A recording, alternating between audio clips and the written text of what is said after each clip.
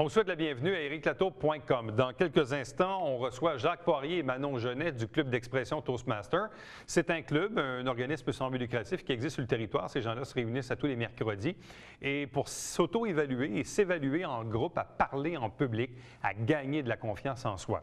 Mais d'abord, une qui a pleine confiance en ses moyens, et on l'a vu d'ailleurs dimanche dernier à La Voix, c'est Valérie Lahaye, qui est une jeune auteure, compositeur et interprète et pianiste originaire de Lacolle. On la reçoit à l'instant.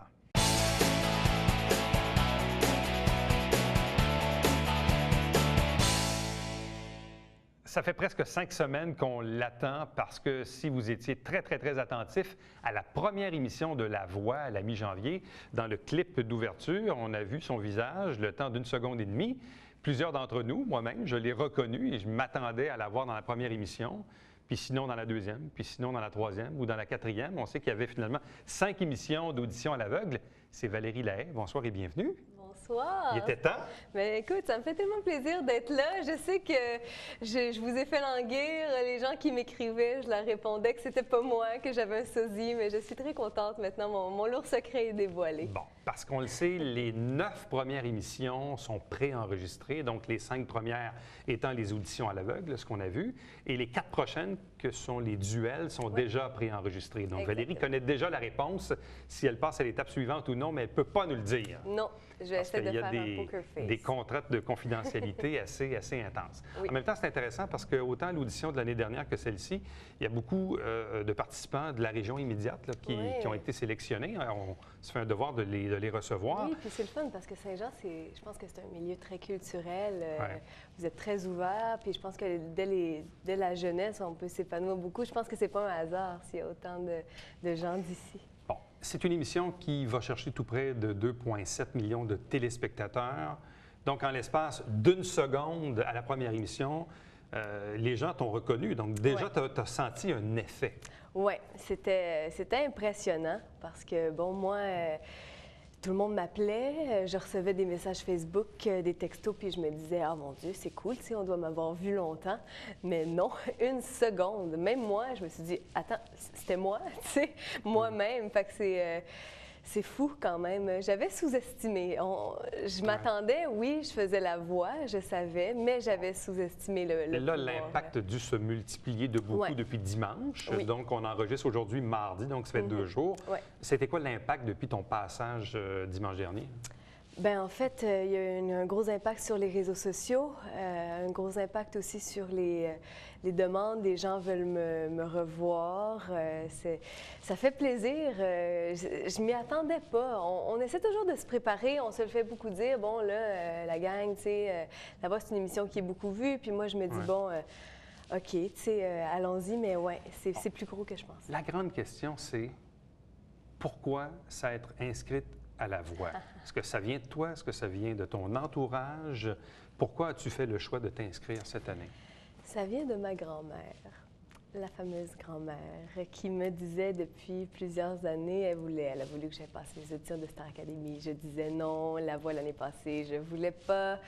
La Voix cette année, je me suis dit pourquoi pas. Et c'était quoi l'argument de ta grand-mère pour te convaincre? Un argument très basique de grand-mère, genre il faut que tu ailles à La Voix, tu es la meilleure, il faut que le public te découvre. Le quoi, tu t'es dit, ça a du sens finalement? Oui, bien c'est ça. C'est vraiment, je me suis dit, ah, ben de toute façon, je ne serai pas pris, fait que je vais y faire plaisir, je vais aller faire l'audition. Bon, sauf que là, tu t'es fait jouer un tour. Ben oui.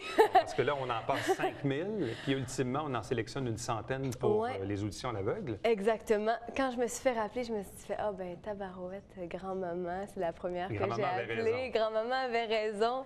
Mais l'audition que nous, on n'a pas vue, est-ce que tu avais la même chanson ou tu as Oui, fait une autre chanson? oui, La oui. même? Oui, j'ai fait la même. C'est pas le cas de tout le monde. Il faut envoyer donc une liste de chansons, puis la production choisisse. Ouais. Puis moi, j'étais contente de faire cette chanson-là. C'est celle que j'avais choisie pour l'audition. Donc, je trouvais Bon. que dans le cadre d'une audition, Edge of Glory, je savais que j'allais la ressentir. C'est une chanson de... Lady Gaga. Ça m'a surpris. Parce que les gens qui te connaissent ici dans la région disent, bon, Valérie, c'est une auteure, compositeur, interprète, c'est une pianiste.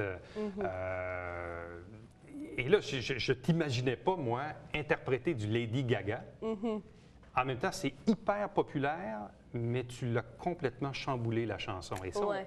on le voit dans la réaction des juges. Je prends l'exemple du jeune homme de 16 ans qui a fait la chanson de Daniel Boucher. Il était super bon, mais à la limite, c'était presque une imitation. C'était presque pareil à l'original. Et je pense que les juges n'aiment pas quand la chanson ressemble à l'original. Non, c'est ça. Puis moi, ça n'a jamais été, comme tu l'as dit, je suis auteur-compositeur. J'ai toujours fait mon propre matériel. Je ne suis pas une chanteuse de cover. Donc, en passant la voix, c'est mon premier Mais pourquoi tu as concours choisi d'interprète. une chanson de Lady Gaga? Ben, en fait, je me suis dit, je fais la voix, c'est une grosse émission, je vais prendre une chanson populaire. OK. Je vais y aller avec quelque chose de pop. Je veux admettre mon côté pop, peut-être. Et tu l'as retravaillé. Oui, en fait, je l'ai écoutée une fois, la tune, puis j'ai eu une version en tête, puis après ça, j'ai essayé de jamais la réécouter. Ah, ouais. Mais ça fait quelques années que je la fais, la chanson, dans mon show, en version longue, là, puis je fais des solos de piano dedans, puis je la déconstruis encore plus que ce que j'ai fait à la voix. Puis les gens, ils sont surpris. J'essaie dans mon show, tu sais, être auteur, compositeur, interprète, c'est pas évident. Il faut aller chercher les gens. Ils connaissent pas les chansons, connaissent pas les paroles. Même si ça fait 10 ans que je suis dans la région, les gens me connaissent pas. Ça fait beaucoup de nouveautés. Fait que si je faisais des reprises, je voulais pas prendre quelque chose que les gens connaissaient pas non plus. Parle-nous du feeling, parce que, bon, tu es toute jeune, mais tu as quand même quelques années d'expérience de scène. Ouais. Et quand on entre dans une émission de télé, on est dans un studio, il y a 4 juges, mais qui ont le dos viré. Il y a quand même un public qui est là. Ouais. Là, est-ce qu'on se dit, je joue ma vie, là, je suis en train de jouer ma carrière? Est-ce que c'est quoi qui t'a traversé l'esprit? Ben, peut-être pas je suis en train de jouer ma vie. J'essayais de pas le voir comme ça. C'est un peu angoissant quand même. Mais j'essayais de rester naturelle, puis je me disais, je pense que j'ai pris la voix très terre à terre, genre, je m'en viens présenter qui je suis, puis ça passe ou ça casse. Puis j'ai pas... J'étais très stressée, je sais pas si vous avez remarqué ma jambe dans l'audition à l'aveugle. Non, Tout le monde me parle de ça, mais c'est vraiment... ça shake, là. Éric Lapointe s'est tourné, Ouais. suivi d'Isabelle Boulay. Ouais. Pourtant, Éric Lapointe, c'est complètement aux antipodes de ce que toi t'es. Ouais. C'est vraiment deux mondes là, très séparés. Pourtant, c'est lui qui s'est tourné en premier, suivi Ouais. d'Isabelle. Finalement, tu as fait le choix d'Éric Lapointe. Pourquoi? Ouais. Pour son intensité, pour sa drive, un peu comme j'ai fait le choix de Lady Gaga, j'avais besoin de montrer peut-être d'y aller à fond, tu sais, de montrer qui j'étais du côté peut-être showgirl. Je pense qu'Éric, c'est la personne la plus intense que j'ai côtoyée dans ma vie, le plus vrai. On a fait un show à Montréal, dans un bistrot, puis Éric est venu chanter, puis il chantait pareil, comme s'il chantait au Centre Bell, là, tu sais. Est-ce qu'il t'a reconnu sur le coup? Oui, oui, oui. Oui? Oui, ben, tu veux dire quand on a fait Ouais. le show, oui, oui, il m'a reconnu quand même. Étant donné que je suis dans son équipe, là, on sait qui on Bon. est. Isabelle Boulay a fait quand même un commentaire assez intéressant. Elle est toujours assez aimable dans ses commentaires, mais là, vis-à-vis toi, elle a dit, tu me corrigeras, si j'avais à échanger ma voix... À c'est avec- échanger mes cordes Ouais, à vocales, échanger je les les cordes échangerais contre vocales. les tiennes. Wow! Ouais, puis moi, j'y réponds quelque chose comme wow, tu sais, c'est trop. Tu sais, je veux dire, de se faire dire des choses comme ça, c'est touchant, tu sais, puis c'est intense. Je veux dire, tu Mais c'est sais, quand même déjà, la intense, je voix, veux dire, c'est d'une le plus gros artiste plateau. établie, comme Isabelle Oui, Boulay, c'est de ça, dire, c'est une idole pour hey, moi, je l'aime, Isabelle cette fille-là. Boulay. Là, moi, si je voulais échanger ma voix, ça serait avec elle. Oh oui, Isabelle Boulay, moi, je l'aime depuis l'enfant. Je veux dire, c'est un monument, cette femme-là. Elle est d'une sagesse en plus, puis c'est une artiste que j'adore. Fait que de me faire dire ça m'a déstabilisée. Puis en plus, il coupe au montage. Hein. Tu sais, C'est sûr. On tu sais, voit pas quand tout. je réponds, là, la fameuse phrase qui en a fait rire une couple quand je dis ils ont-tu dit ça à ben du monde? Tu sais, je veux dire, pour moi, c'était irréel. J'étais comme non, non, écoute, ils doivent dire ça à tout le monde. Ça se peut pas qu'ils disent ça juste à moi, la petite fille de la colle. Tu sais, je veux dire, je viens chanter. J'avais pas l'impression de sortir du lot tant que ça. J'étais comme, je me demandais, tu sais, ça m'a touchée, en fait. Bon. La suite, évidemment, c'est les duels. Évidemment, tu l'as déjà fait, mais tu ne peux pas dire le résultat. Peu importe le résultat, et peu importe le résultat qui suivra, là, qu'est-ce que cette expérience-là va t'amener? Qu'est-ce que la voix va faire de toi dans 3 mois, dans 6 mois, dans 1 an? Qu'est-ce qui va en résulter au final, là? Je pense que tu peux pas faire une émission comme La Voix sans grandir, ça nous amène à nous questionner beaucoup sur nous-mêmes. C'est pas... J'avais fait beaucoup de choses, mais être vue par 2,5 millions de personnes, c'est quelque chose, ça rentre dedans. J'en ai perdu la voix, on l'entend. C'est intense de voir tous les commentaires. J'essaie de ne pas tout lire, mais en fait, de répondre à tout le monde. Puis tout ce que les gens disent, tout ce que tu te fais dire, la production aussi, la façon que ça fonctionne, c'est intense. C'est un très, très beau projet. Une équipe adorable, ils prennent soin de nous. Tu sais, des fois, on pourrait penser que ça va être froid puis qu'on est un peu un numéro, tu sais, le fameux numéro qu'on porte, mais on se sent pas comme ça. Puis je pense que ça va m'apporter une certaine confiance. Je le dis, je pense à Charles Lafortune, je ne sais pas s'ils l'ont passé, mais je dis, moi, j'ai souvent été considérée comme une auteure-compositeur, comme une pianiste, mais bien peu comme une chanteuse. Ouais. J'ai étudié en piano, je ne me suis pas considérée comme une chanteuse, puis c'est pas parce que je fais la voix que maintenant je pense que je suis une bonne chanteuse. Mais ça m'apporte quand même une certaine acceptation, puis une certaine, bon, OK, je l'assume. Est-ce que tu es encore aux études? Non, j'ai terminé maintenant. Ouais. Donc, terminer les études. Ouais. On ne sait pas si ça va recommencer. Moi, je garde toujours la porte ouverte. Est-ce que, parce qu'on l'a vu dans le cas d'autres candidats qui, au sortir de la voie, ont vu leur agenda de spectacle se remplir pour les 2 prochaines années. Ouais. On l'a vu dans certains cas. Est-ce que tu as déjà en tête un canevas de travail pour l'été prochain, pour l'automne, pour l'hiver? As-tu un plan de match? Oui, on est en train de préparer tout ça. Pour affronter la tempête, là, parce que tout dépendant du nombre d'apparitions que tu vas faire dans la voie, l'impact va s'amplifier. Là, oui, c'est ça. Mais moi, je fais que ça. Je fais que des spectacles. J'enseigne aussi un peu, mais je suis toute prête. Emmenez-en des dates de show. Moi, j'ai envie de le faire. J'ai mon spectacle est prêt. Les musiciens sont prêts. On a fait de la tournée l'année passée. On est prêt à aller encore plus loin, à faire encore plus de dates de show. Tout est là. On a l'équipe autour. On veut des demandes. En fait, on espère là, que je vais être dans le rush, vraiment. Puis ton objectif, c'est éventuellement de pouvoir pousser tes propres chansons? Oui, c'est clair. Toujours. J'ai toujours fait ça. La voix, c'est mon premier concours en tant qu'interprète. C'est un beau défi. Je suis contente. Je me réapproprie les chansons des autres, puis je peux enfin faire mes plaisirs coupables, comme la tune de Lady Gaga, par exemple, que j'aime beaucoup. Mais ultimement, je suis auteur-compositeur. Ça fait 10 ans que je fais ça, puis je compose encore des chansons souvent, puis c'est encore mon but. J'ai pas l'intention, à moi, on ne sait jamais les propositions qui peuvent être faites, mais de faire un album de cover. Là. Ça va être mes chansons que je vais pousser, puis j'espère que les gens vont les découvrir, puis vont aimer mon univers aussi. C'est une belle vitrine. As-tu déjà des engagements pour l'été? Oui, j'ai des engagements. Je ne peux pas encore en parler, mais j'ai des belles choses qui s'en viennent, je pense. Donc, une année de lancement, si on veut. Exactement. Puis la dernière fois qu'on s'était rencontrés, c'était pour mon premier EP, puis je disais que c'était une trilogie. Là, on a slacké ça un peu parce que, bon, la voix, on n'était pas pour pas en profiter, mais le deuxième EP est prêt aussi. Donc, il y a lui qui s'en vient. On espère que la voix va m'aider à pouvoir en faire la promotion. C'est sûr qu'il y a plein de monde qui voit ça. Parce que dans la dernière année, ici, dans la région, on a pu te voir à la place publique, Fête du Canada, au Montgolfière également. Et je suis allé sur ton site Internet aujourd'hui, je voyais un clip vidéo, ça dit Valérie Lahaye live à Québec. Qu'est-ce que c'était, cet événement-là? C'était un spectacle, en fait, on s'était fait booker au Petit Champlain. C'était un plateau de double avec Joanne Co-Band. Puis c'est ça, c'est un spectacle de mes compositions qu'on avait fait. On avait fait un set là-bas, puis la salle était pleine, ça avait une super belle réception. Donc, on avait fait un petit clip promo pour ce spectacle-là. Et là, j'ai vu que tu as un engagement au mois de mars du côté de la Naudière, c'est ça? Oui, à Lachenay. À Lachenay? Oui. C'est quoi ça? J'ai cru comprendre que c'est un espèce d'événement qui sert à faire des prédictions sur les Oscars. Oui, c'est ça. C'est un pool des Oscars. C'est comme un pool des Oscars. Ben oui, exactement. Puis c'est une soirée assez spéciale. Moi, l'organisateur m'a approché. Il voulait quelqu'un pour faire un spectacle. Ça, il prenait un artiste invité. Houston à Lachenay. Oui, exactement. C'est le 2 mars prochain. Puis c'est juste une soirée gala. Ça va être le fun. On est là pour s'amuser. On invite les gens. D'ailleurs, c'est encore le temps de s'inscrire, à faire leurs prédictions sur les Oscars, à s'habiller chic, puis à jouer le jeu comme si on était aux Oscars. Puis moi, je m'en vais là pour divertir les gens avec mon piano, ma voix. Valérie, merci beaucoup. Et merci à vous. Reste avec nous puisqu'au retour, on vous parle du club d'expression Toastmaster.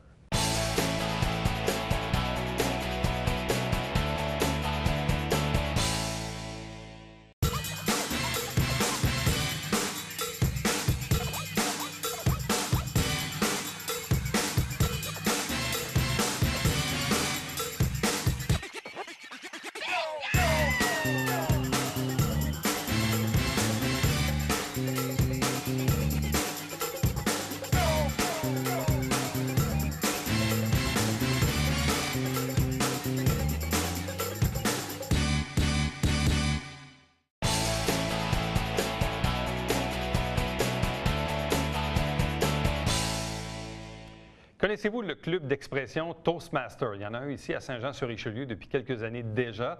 On est dans la période de l'année avec des portes ouvertes, recrutement, faire connaître l'organisation. Deux invités pour nous en parler. D'abord, la présidente Manon Genet. Bonsoir à vous. Bonsoir. De même que Jacques Poirier, qui est vice-président des Relations publiques. Bonsoir et bienvenue. Bonsoir, M. Latour. Bon, ça fait quelques années que vous êtes dans le mouvement du Toastmaster, qui, j'essaie de résumer, là, ça s'adresse principalement aux gens qui veulent développer leur capacité d'expression, principalement devant le public. Est-ce que je résume bien, madame? Oui, oui. Bon, vous, ça fait combien d'années que vous êtes là-dedans? Ça fait depuis 2009. Bon, qu'est-ce qui vous a poussé vous-même à faire votre entrée chez Toastmaster? Bien, c'est pour avoir plus de confiance en moi quand j'ai à parler devant des gens. Et puis aussi, ce que j'ai trouvé là, c'était à chaque fois qu'on parle, on est évalué, donc c'était des évaluations positives. C'est ce qui m'intéressait le plus aussi pour grandir. Vous, M. Poirier, ça fait quelques années aussi? Ah oui, ça fait quelques années. Ça va faire 10 ans, au mois d'avril, que je suis membre du club Toastmasters Expression. Qu'est-ce qui fait que vous êtes demeuré aussi longtemps au sein du club? Ah, c'est la fraternité qui se développe. On rencontre des gens très intéressants. C'est des gens positifs. Vous avez déjà vous-même assisté à une ou deux de nos réunions. Vous avez vu que c'est très positif. Les gens s'encouragent et si quelqu'un tombe, les autres l'aident à se relever. Par exemple, si quelqu'un gèle durant une improvisation ou un trou de mémoire durant un discours, c'est pas grave, les autres l'encouragent. Manon vient de parler d'évaluation positive. C'est exactement ça. Bon, très souvent, dans notre société moderne et surtout dans le monde de l'emploi, quand vient le temps d'obtenir une promotion, un changement d'emploi, il y en a parfois qui vont se restreindre à poser leur candidature en disant « Ah, bien là, si je m'en vais dans tel domaine, je vais être obligé de faire des présentations, puis de parler au monde, puis ça, j'aime pas ça, ou peut-être donner des entrevues à la télé, ou je ne sais trop. » Donc, parfois, des gens vont se mettre des barrières, des restrictions dans leur vie professionnelle à cause de ça. Oui. Donc, quand ils vont chez vous, dans le fond, on peut pratiquer cet élément-là. C'est ça. Le Club Toastmasters, en quelque sorte, c'est un laboratoire. Donc, on peut se pratiquer, on peut essayer des nouvelles choses, et puis on a toujours un feedback pour nous guider. Donc, il n'y a pas d'hésitation. C'est autant pour le côté communication que le côté leadership aussi. Ouais. On a moins peur de se tromper. Parce qu'on est devant un auditoire qui est comme nous, dans le fond. Là. Exactement, oui. Et tout le monde, c'est autour à tout le monde d'aller en avant, là. Oui. Exactement. Oui, chacun à son tour. C'est quoi les commentaires? Vous dites des commentaires constructifs. Ça peut ressembler à quoi les commentaires que les gens vont faire? Là? Disons, moi, je vous écoute là, pendant, je sais pas, 10-20 minutes peut-être. Là. Puis là, c'est quoi que les gens vous disent après? Bon, on applique chez Toastmasters ce qu'on appelle la méthode sandwich. Alors, des éléments positifs qu'on retient de l'intervention de la personne, 1 ou 2 points améliorés, et on termine toujours sur une note positive. Donc, par exemple, un élément amélioré pour une personne, ça peut être son balayage visuel, ça peut être sa gestuelle, ça peut être la répétition de certains mots, faire attention, mais on termine toujours en disant finalement, nous avons beaucoup apprécié ton discours, ton improvisation, et ça l'encourage pour une prochaine fois. Alors, c'est la façon positive, mais toujours chercher 1 ou 2 éléments améliorés, puisque Manon vient d'en parler, c'est un laboratoire où on s'améliore, notamment, non seulement en public, mais on améliore aussi nos relations sociales, nos relations avec notre famille, nos amis, etc. Ça aide dans nos relations humaines. Au même titre que, je ne sais pas, un employé qui se restreint à aller voir son patron pour lui poser une question, le fait d'avoir plus de confiance en soi va faire en sorte que même quand on, comme on dit en anglais, en one-on-one, là, quand on est seul à seul avec la personne, on va avoir le guts qu'il faut pour aller s'interposer, poser notre question, dans le fond, prendre notre place. C'est ça, s'affirmer, et puis ça donne confiance. Au club, on peut se pratiquer, on peut se mettre à prendre des rôles qui vont nous amener à avoir plus de confiance et d'expérience. Et puis à ce moment-là, quand on a rencontré le patron, on peut être plus à l'aise. C'est quand mon augmentation? À la base, est-ce que les gens qui vont chez vous sont des gens qui sont gênés, on peut dire? Est-ce qu'il y en a beaucoup que c'est la gêne? ou peut-être le manque de confiance en soi? Ou, Mais personne n'est au même niveau. Il y a des gens qui sont déjà très à l'aise en public lorsqu'ils adhèrent à Toastmasters et d'autres qui ont besoin de Toastmasters pour améliorer tout simplement leurs relations humaines parce qu'ils ont des difficultés dans leurs relations avec les autres. Nous, on a un membre qui est membre du bureau de direction actuellement, mais quand il a adhéré à notre club Toastmasters il y a environ 3 ans, lorsqu'on lui a demandé de faire une improvisation, il était complètement gelé. Il n'a jamais été capable de faire l'improvisation. Et aujourd'hui, il en demande et il en redemande parce que peu à peu, il a gagné de la confiance. Je pense qu'on apprend avant tout la confiance, le développement de la confiance en soi dans nos relations avec autrui. Bon, il y en a des fois, ils viennent les mains moites, la bouche sèche, le visage rouge, Exactement. un petit bégaiement parfois dans certains cas. Bref, comment on compose avec ça? C'est la pratique. C'est la pratique. Et puis, parmi les rôles que l'on peut jouer, certains sont de courte durée. Donc, juste le fait de se lever, d'offrir nos salutations et de dire, comme exemple, le mot du jour, donner une courte définition. Pour certaines personnes, C'est de briser la glace. C'est ça. C'est le maximum qu'ils peuvent faire cette journée-là. Ouais. Et chacun va à son rythme, d'une fois à l'autre, d'une semaine à l'autre. Les gens peuvent prendre des rôles différents. Puis ils peuvent aller aussi en étant de plus en plus exigeants. Puis ils performent en même temps. Là. Donc, c'est une fois par semaine? Oui. Le mercredi? Oui, c'est les mercredis soirs à la salle Optimiste Bernard Perrault, au 432 rue Jacques-Cartier-Sud. Nos réunions, c'est tous les mercredis soirs de 19h à 21h. Bon, quel est le coût du membership? C'est entre 175 $ et 200 $. Tout dépend si on est nouveau pour l'obtention des livres. Mais l'année suivante, là, ça revient autour de 175, 180. Pour l'année. Pour l'année, pour une quarantaine de réunions, c'est quand même pas dispendieux pour chaque réunion. Et de plus, les clubs Toastmasters du Québec sont reconnus par Emploi Québec comme des organismes de formation. Donc, la contribution de la cotisation à Toastmasters est déductible de l'impôt. Et pour certains de nos membres, les employeurs les remboursent en vertu de la fameuse loi du 1 %. Et là, vous avez combien de membres actuellement?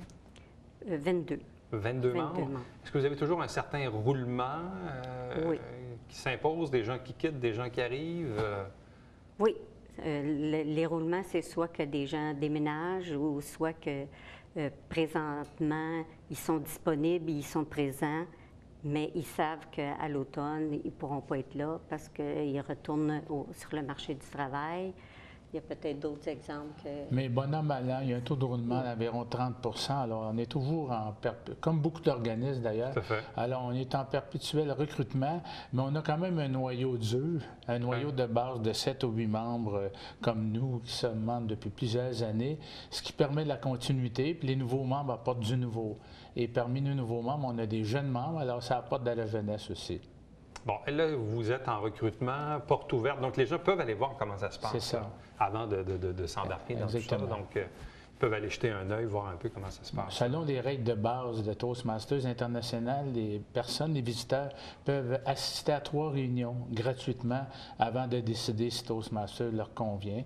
Ce n'est pas nécessaire d'attendre une porte ouverte, même s'il y en a une ce mercredi, le 19 février, de 19h à 21h. C'est ça, mais les gens peuvent quand même y aller tout bonnement. À longueur d'année. À longueur de l'année pour voir un peu comment ça se passe avant de s'engager, si on veut. Mais est-ce qu'on est en même de voir au fil des ans un peu l'amélioration de tout le monde? Est-ce que ça a changé la vie de certaines personnes? Bien, moi, ça a changé la mienne. Ah oui, beaucoup? Ouais. Oui, je trouve que c'est beaucoup plus facile pour moi là, de rencontrer des gens à l'extérieur de Toastmasters. J'ai beaucoup de plaisir aussi durant les réunions. J'apprends beaucoup et ça se fait, comme je l'ai dit, dans le plaisir. Donc, ça donne confiance générale. Et là, quand on devient présidente, on n'a pas le choix de donner des entrevues à télé. C'est ça.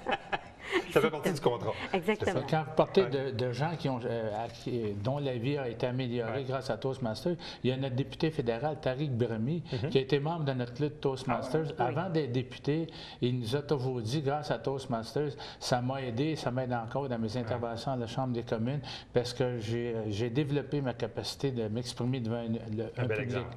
C'est un bel exemple et Tariq en témoigne régulièrement. À vous deux, merci beaucoup. Bonne chance. Merci beaucoup. Merci beaucoup. Reste avec nous au retour, le Babillard quotidien.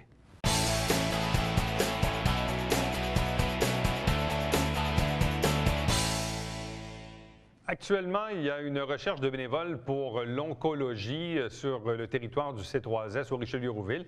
Si vous êtes intéressé à faire du bénévolat en oncologie, c'est peut-être pas fait pour tout le monde, mais vous avez peut-être le désir de faire ça. Vous pouvez vous renseigner. Il y a un numéro de téléphone qui apparaît à l'écran, de même qu'une adresse courriel, celle de Mme Nathalie Leduc, et vous pouvez évidemment obtenir des renseignements. À chaque semaine, on vous présente des extraits du Conseil de ville. Donc, l'émission s'appelle Saint-Jean-sur-Richelieu.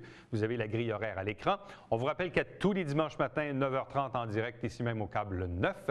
C'est le Télébingo, 3 500 $ en prix à chaque semaine, dont la carte pleine à 2 000. Et il y a environ 35 dépositaires sur le territoire des MRC au Richelieu et Rouville pour, bien sûr, vous vendre des livrets de bingo. Et nous, on se fixe rendez-vous demain, le prochain rendez-vous d'ericlato.com. Bye-bye.